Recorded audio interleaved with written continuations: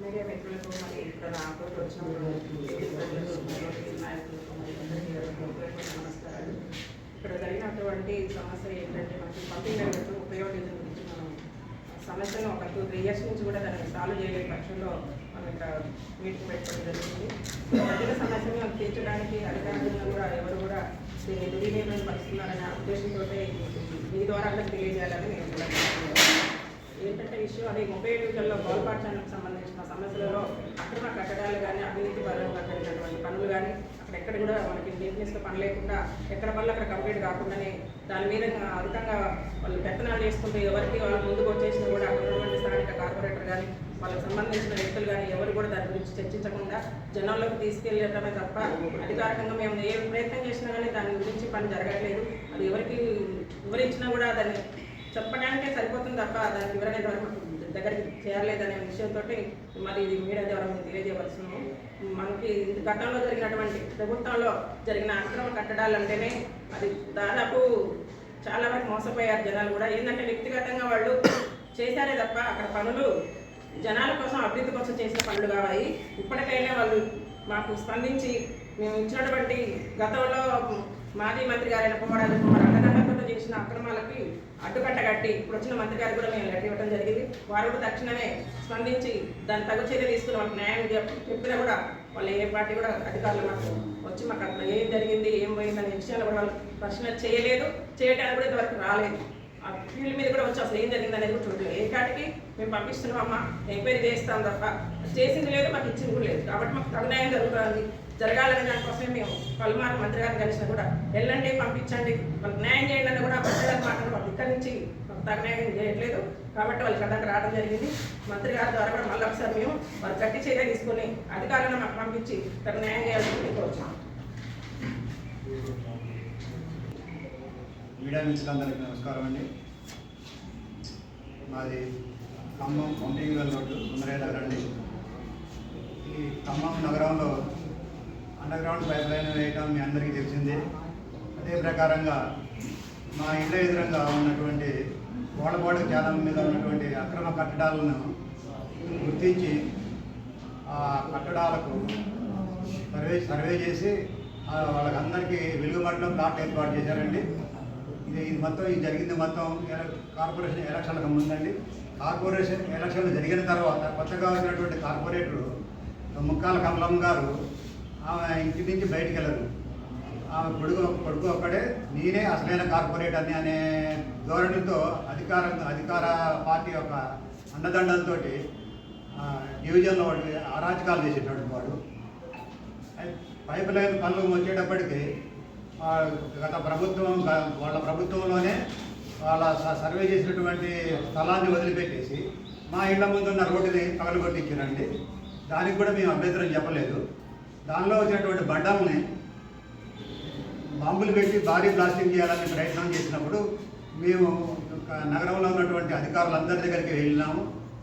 ఆఖరికి మాజీ మంత్రి పువ్వాడ అజయ్ కుమార్ దగ్గరికి కూడా వెళ్ళినాము.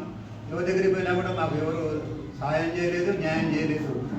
అటువంటిప్పుడు మేము ఏం చేసామంటే ఇక మా ఇళ్ళని కాపాడుకోవాలి బాంబు దాడులు అనే ఆలోచనతో మేము హైకోర్టుకి వెళ్ళి స్టే తెచ్చుకున్నాం.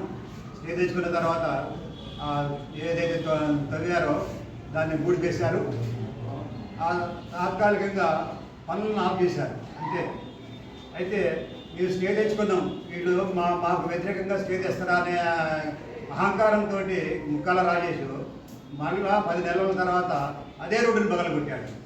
అదే వాళ్ళకి వెనక అధికార బలం, అధికారుల అండ, పోలీసుల అండ అన్ని రకాలుగా వాళ్ళకి ఉన్నది కాబట్టి మళ్ళీ అదే రోడ్డుని పగలగొట్టి మేము న్యాయం అడగటానికి వెళ్ళినటువంటి మా ఆడవాళ్ళని విచక్షణారహితంగా కొట్టించిండు.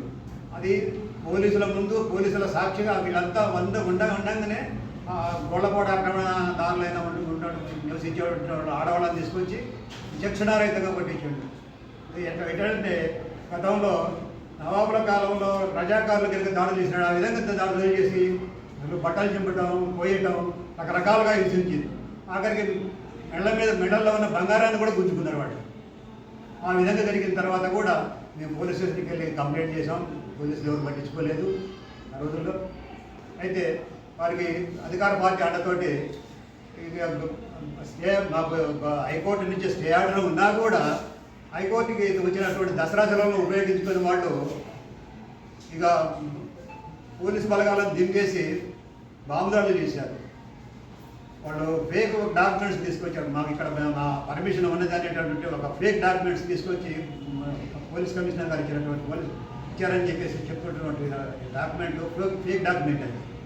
అటువంటి వాటిని తీసుకొచ్చి పోలీస్ బలగాలను దించేసి వాళ్ళు ఇష్టానుసారంగా పగలు రాత్రి అనే భేదం లేకుండా బాంబులు పెట్టి వాళ్ళు ఇష్టానుసారం చేశారు.